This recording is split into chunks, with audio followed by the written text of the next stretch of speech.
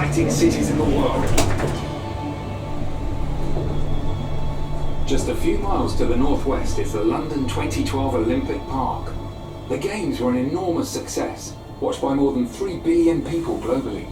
And huge efforts have gone into making sure the Games leave a powerful legacy for future generations. To the London Olympics 2012 was one of the best experiences of my life. If I could go back and do it again, I would do it 1,000 times over. As soon as I stepped in there, the roar was just electrifying. And the noise got louder and louder. Just all the hairs on my body just lifted up. I think my dad should have looked at the team, but he doesn't like to admit it. The support the British athletes got, the support every athlete got was just immense. Anyone and everyone involved loved it. They'll recollect that memory as one of the biggest days of their lives. And hopefully I can share this memory and inspire the next generation of athletes coming through. The Olympic Park is a catalyst for the regeneration of large parts of East London. It continues from the Olympic legacy. There are opportunities for people to take part in skills and training programmes. It's a fantastic green space and a great place to just come and explore. Beneath our flight path is the distinctive red lightship at Trinity Buoy Wharf, where the Thames is joined by the Lee Valley River. Michael Faraday, one of the world's most important scientists, had a workshop at the wharf, and it's still home to creative thinkers and artists. Tell me when we start to go down. We're at the Regeneration's change store in Trinity Buoy Wharf. Parkour is largely about relative challenge, so it's never about just doing the biggest jump that anyone can, it's more about challenging yourself. And we've got this incredible facility to train at, and it's such a positive thing to have. I'm really looking forward to seeing what the space can do for the community. If you come from the East India Station to here, there's all kinds of incredible installations, strange little pieces of street art, which kind of ties in quite well to parkour. Yeah, not yet. Maybe. Yeah, there's all sorts of weird and wonderful people doing interesting things down here. I made the fish as a temporary measure, and then someone was asking about a commission for a circus, so I thought I'd knock it together just to show them what they could have. We've spent the last year really taking rubbish aircranes and trying to make saleable products. We made this rickshaw, which is obviously made from the fuselage. We're also making a DAB radio using the main thrust control, which is very exciting. Trinity Buoy Wharf feels like the last corner of old London. In a way, it feels like a little bit of industry coming back to what is historically a really industrial place. The Docklands area of London went into decline after the Second World War, but in the 1980s there was major new development here, and the business district of Canary Wharf rose into the sky. It now contains many of the tallest buildings in the UK, and more than 100,000 people work in the district. The original idea of Canary Wharf came about by accident. The government had invited down a guy called Michael von Clem, who was a banker, but was really looking for a site for a factory. And he looked around and he said, well, actually not a great site for a factory. But he knew that banking was changing and he was going to need massive trading floors for his bank. And that's where the idea came from. Canary Wharf allows London to have a modern face because so much of London that we love is preserved and we like it to stay preserved. Canary Wharf is the fastest growing and largest new business district in Europe. When it is completely built out, there'll be about 25 million square feet of space. And in terms of the working population, there'll be about 200,000 people. Crossrail, when it's fully operational, will bring a whole new working population to Canary Wharf. Lots and lots of exciting developments have happened in the east side of London, and all linked by the Docklands Light Railway, by the Jubilee Line, by Crossrail, by all the other transport infrastructure that links into those. The Docklands Light Railway trip through Canary Wharf has been listed as one of the 10 great railway journeys of the world. It is one of the great regeneration projects of the last century. The River Thames has been the lifeblood of London since Roman times, and trading ships have plied its waters for centuries. As the size of ships increased, they needed powerful tugboats to guide them. Despite the demise of the old docks, the tugs and their skippers are still the workhorses of the river. I'm probably the oldest tug skipper on the River Thames at the moment, but we still go out and do a day's work. Oh, changes are unbelievable. In fact, you could walk one end of the dock to the other end of the dock on barges. We could tell where we were by the smells on the River Thames them days. You knew it was a soap factory, you knew you was at Headley. Then you come to Purfleet Reach and you could smell all the oils. And then as you come round Thames Water, round there you could smell the sewage. Right up until when you got to the Pepper House or Wapping, you knew you was at Spice Mills. But not now, different today. All them days are gone. That's when men were made of iron and boats were made of wood. Traditional tugs have now been joined by a fleet of fast catamarans. Thames clippers carry thousands of passengers every day. The boats go 30 knots, so approximately 40 miles an hour, so probably one of the fastest modes of transport in London. The river bus service runs every 20 minutes to North Greenwich Pier, which is just a 5-minute walk from the Emirates airline. Now coming into Greenwich, you should probably see the Royal Maritime Museum. It's a fantastic location and it's just an 8-minute trip from North Greenwich. I think the river's got a key role to play in the regeneration of East London. We very much see the Thames as a tube line in the future.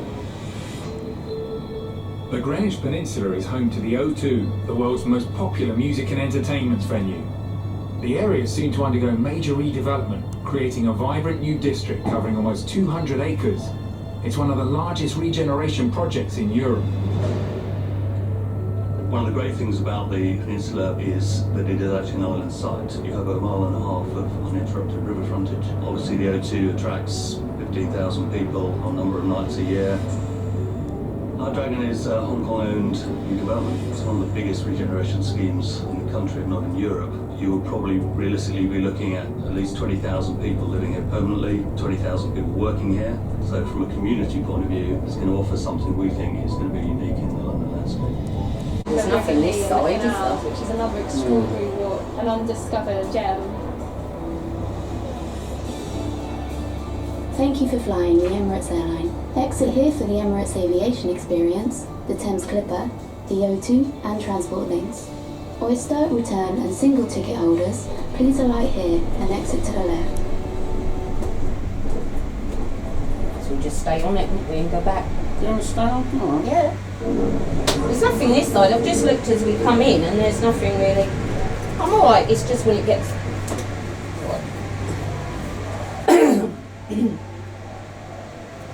It's the latest way to cross the Thames. Rising to 90 metres at its peak, it's also the highest. But in 1843, hidden from view just beyond the buildings of Canary Wharf, a Thames crossing opened that was 23 metres below the river's surface. We are now sitting in the grand entrance hall to the 8th wonder of the world. This is Isambard King of Brunel's first project. It's the first tunnel under a river anywhere in the world. And today, it is the oldest tunnel in the London Underground. It opened in 1843 as a pedestrian tunnel. And you have to remember, the idea of walking under a river the size of the Thames is like walking on the moon. And on the first day, there are 50,000 visitors. And the band of the Coldstream Guards played patriotic music. In its day, this was the world's most successful visitor attraction. What Brunel did here, he created a cage for the miners to work in. This is the worst job in the world. They are showered in sewage, but they only work 2-hour shifts. They collapse after 2 hours, and they're carried out, and they're replaced by men who are still breathing.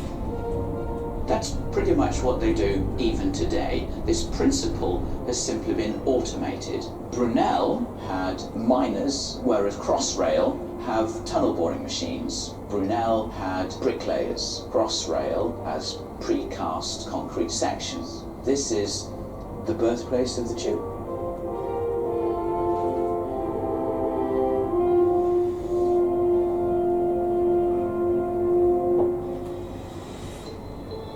Looking east away from the city, you can see another impressive feat of British engineering, the Thames Barrier. It's one of the largest movable flood barriers in the world and has been protecting London for more than 30 years. The original design criteria was to protect against the 1 in 1,000 floods in the year 2030. So they used the data they had available and they projected that into the future. They built extra safety margins in, and it looks like we'll be okay till 2070. The barrier is composed of 10 gates, the largest of which are 3,300 tonnes, approximately a third of an Eiffel Tower's worth of metal in each one, and they rotate into position. The barrier protects against an area of land with about 1.25 million people. If you're walking along the south bank, if you can imagine another 3.5 metres of concrete obstructing your view, that's what the barrier protects against. To City Airport, and the Museum of London Docklands is preserving the history of this crucial trading hub. The building we're sitting in is built in 1802. When it was built, it was the biggest warehouse in the world. The Romans first settled on the Thames, and obviously the Vikings came after the Romans. And all throughout history, there's always been lots and lots of trade. There was loads and loads of privacy. In actual fact, there's a gibbet cage in the museum, and you wasn't executed in a gibbet cage, you was hung, and then you would have been taken it home. You can come to this area, and you can walk around, and you can see where all these things happen. The East End docks have undergone major redevelopment in recent decades. Royal Victoria Dock is now home to Excel London, one of the largest exhibition centres in Europe. King George V Dock has become the grounds for City Airport. The Royal Albert Dock to the north of the airport is next for redevelopment. Royal Albert Dock used to be the commercial centre for the British Empire. Beef used to come from Argentina and other places, and it went on trains into London. But this was the meat store when the meat first came off the ships. This is going to be an Asian business port. Companies from Asia will be able to set up their headquarters and trade into Europe. The City Airport will allow business people to travel to and from European cities right here into Royal Albert Dock. Business leaders will be able to attend meetings in Paris and within 2 hours be back at their desks here in London.